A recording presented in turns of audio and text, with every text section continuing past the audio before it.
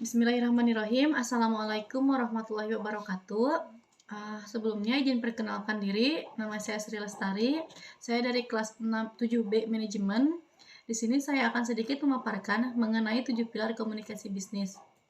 Langsung saja, yang pertama di sini terdapat pemahaman terhadap proses komunikasi, yang dimana komunikator harus mampu menyusun pesan yang terarah atau harus sesuai dengan tujuan yang ingin disampaikan, yang dimana seorang komunikator harus mampu menguasai berbagai bahasa dan memahami seorang komunikan agar pesan yang disampaikannya dapat diterima dengan baik.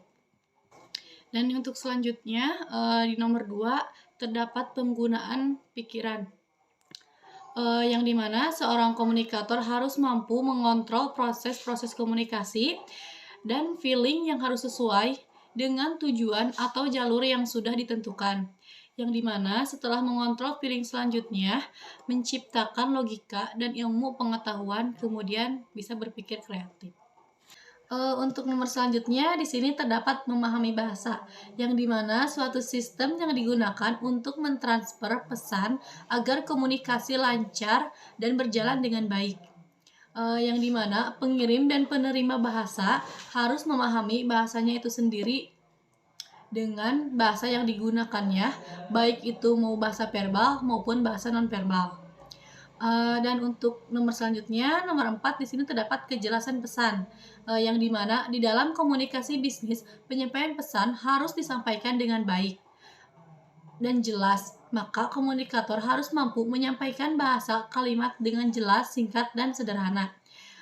Karena bahasa yang panjang atau bahasa yang berbelit dapat menimbulkan persepsi yang berbeda untuk komunikator dan komunikasi.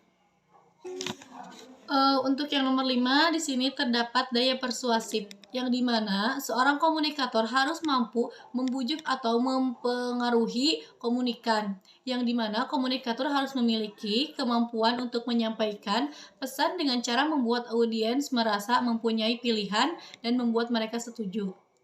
Dan untuk nomor 6 di sini terdapat kelengkapan pesan, yang dimana seorang komunikator harus menyampaikan pesan secara utuh dan lengkap, karena akan sangat berbahaya jika komunikator menyembunyikan pesan dari komunikan itu sendiri.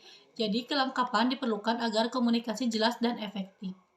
Dan untuk yang nomor terakhir di sini terdapat keinginan baik atau goodwill, yang dimana keinginan baik ini sangat diperlukan, terutama di dalam perusahaan.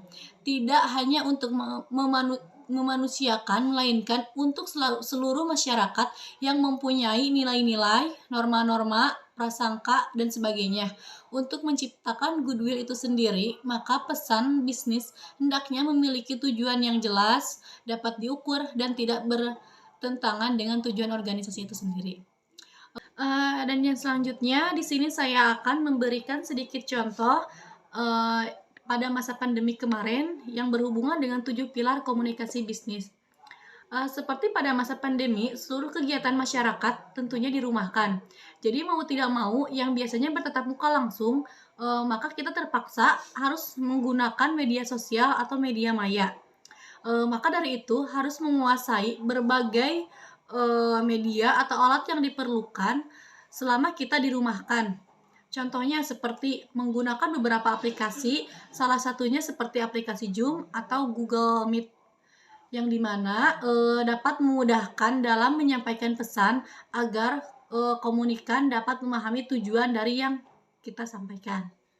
Mungkin sekian yang dapat saya paparkan mengenai 7 pilar komunikasi bisnis. Mohon maaf bila terdapat banyak kesalahan.